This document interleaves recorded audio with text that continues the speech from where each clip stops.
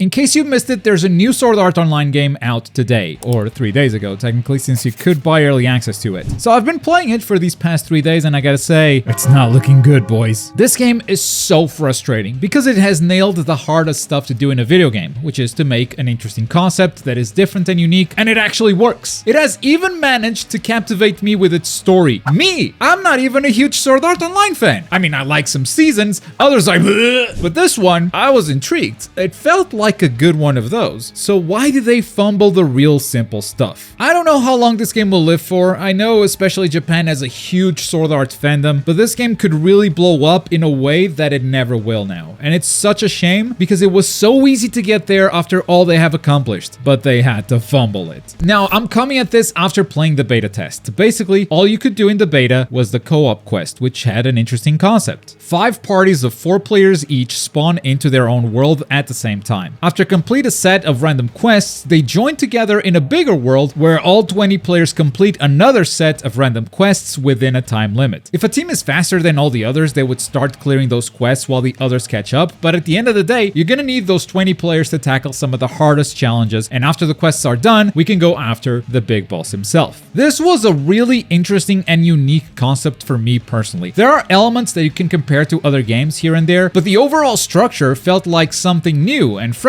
And the number one problem with this game is that they didn't simply double down on that. As I got into the final build this week, the game opened up with some really cool cutscenes. Honestly, this game might have the best cutscene work out of all the Sword Art Online games. But after you're done with the first couple of story quests, you notice that most characters are locked. And the game really wants you to play more of its story mode since every new chapter unlocks some new character. And this is the first problem. This game was not built as a single player experience. Most, if not all, the story quests actually take place in these co-op quest maps, which are built for 20 players. But here you are now, alone with some bots in your party, which means most of these missions are 80% running and 20% fighting. They are way too big for a single player mode like this. On top of that, remember those random missions you get in co-op quests? Yeah, I think those are fine if you are tackling them with other people, but as objectives for a single player game, they feel outdated. This is the stuff that we've seen in action games over 20 years ago. It's simply defeat these enemies, protect this NPC, escort this spider, and now that you're playing alone, you're actually getting the time to feel how the game plays, how it moves,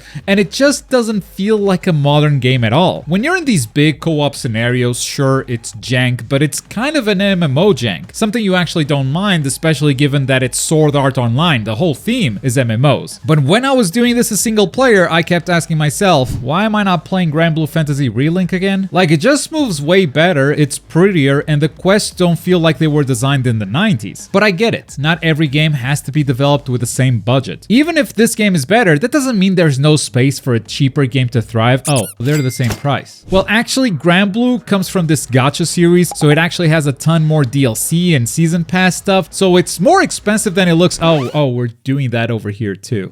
Now, I did say that I like the story, and I do, from what I played of it. It gathers characters from different SAO series who have never met before, and it gives you a pretty good reason as to why they've been brought together. It plays with the concept of memories, like this game they are playing, this VR MMO, has developed a new system. They explain it like this: it's kind of like taking a screenshot, but it captures way more than a picture. It captures your memory of the event, and then you can share it with other people. So the story can keep you guessing what's real and what's you playing in memory, and that is all I'll say about it. But I get that you had an interesting story to tell. That said, this story mode is simply not the way to tell it. This actively turned me off the game, and it's the player's first impression. Without having played the beta, without knowing that this game was going to give me a 20-player experience, I probably would have dropped the game right there instead of powering through. Now, once I unlocked the characters that I wanted to play as, I turned away from story mode and never looked back. I queued for my first co-op quest, and we found a total of 6 players, which means we got 14 bots in this lobby. Now, to be fair, things did get better over time. By day 2, we got more and more players, so I guess more and more people were just done with story mode and moved on to this. But sure enough, the first co-op quest is the one that we played in the beta, but everything afterwards was new to me, and I did not expect the environment to change so drastically. For the second co-op quest, I found 9 players, so we almost got half a lobby now, and we are in this abandoned warehouse, fighting against completely different enemy types, and the quests are still pretty similar, but being in a different environment does make it feel a bit more unique. unique. And of course, the final boss was brand new as well. For my third co-op quest, the number of players actually went down to only 5. And I didn't think this environment was that unique. It's still mostly small corridors, similar to the warehouse, but I guess visually it does look different, and once in a while there is a secret wall, which is something to look out for. The boss, however, was once again brand new. And before I knew it, I liked the game again, because I haven't been messing around with story mode for a while, and I was actually doing the stuff that this game is good at. And honestly, it should have just focused all of its efforts on making this the main experience, and find some other way to tell the story and unlock the characters, because having that as your first impression with this game is so negative. It's not even just being the first impression, it's gating the good content behind bad stuff. Now, after you tackle the first 3 co-op quests, it's time for you to fight against your first raid boss. This is where 20 players get together, and they don't mess around in a dungeon or do random objectives. No, this is all about fighting against a bigger monster. And look at that, we found 15 players, almost a full lobby. The Skull Reaper is easy. After it spawns and does a little animation, you just run to the left to attack this portal and the boss dies. I think Shinon might need a nerf. I mean, look at that damage. But we try it again, 18 players this time. I've never had a lobby this full. I'm excited. Okay, so you spawn the boss, you go to the left where the portal is gonna spawn some mobs, and there goes the boss. MVP party, baby. That's how we roll. I contributed. Attempt number 3. Is that a full lobby? Could it be? You know, maybe I should pick Shinon. She seems powerful. Someone beat me to it. Well, maybe next time. Okay, here's the boss spawning. You know how this goes.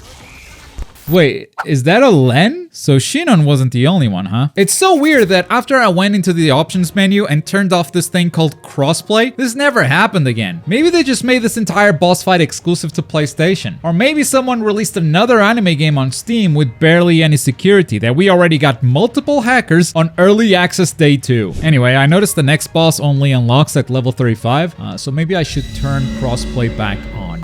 Like, there's a decent amount of content here, but they do want you to grind the same co-op quests and boss fights over and over. They didn't need to. They could just let you see the content for what it is, but they put these artificial barriers to extend playtime, just so you're not done with a game within a week. And to be fair, they did add a mode called Free Roam, in case you grow tired of grinding the same quests. Here, it basically drops you into the world without any barriers, and it just splits the mobs based on their level into different zones. So you can grind as much or as little as you want. Literally, you drop in, find other players, defeat some enemies, open a few chests, and just back out whenever you want to, which is neat. But since it's aimless like that, it's literally about breaking the monotony of grinding the same quest. And when you design something because you know players are gonna grow bored of the grind, maybe you've already made a mistake. But arguably the biggest problem this game has is the release date. I've said it many times, the way Bandai Namco releases DLC is extremely dumb. They have enough anime games and season passes that they could easily create an ecosystem where anime game fans go from one game to the next game every week, because different games get different updates. Instead, they choose to update 3 or 4 of their games at the same time during the same week. I've been told that this is only a problem for content creators like me trying to cover it all, which I think is a fair take. After all, not everyone is playing all of these anime games at the same time. So long as your game gets updated, you don't care when other anime games do. But this time, I don't think it's just a content creator problem. Many video games in general are steering clear of this release window because there's a behemoth of a game coming out soon. Dragon Ball Sparking Zero.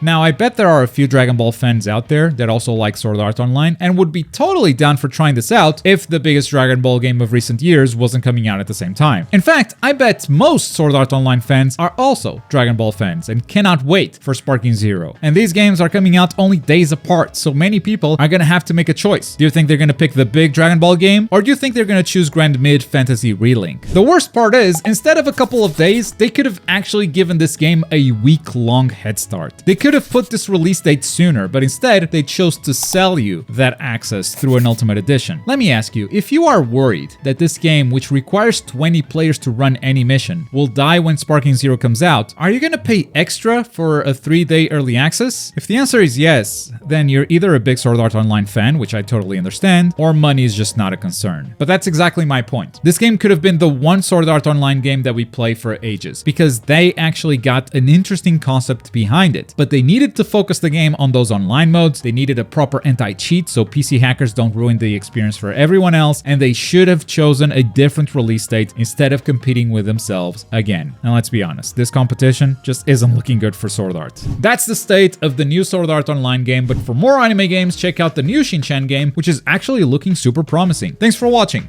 Boy.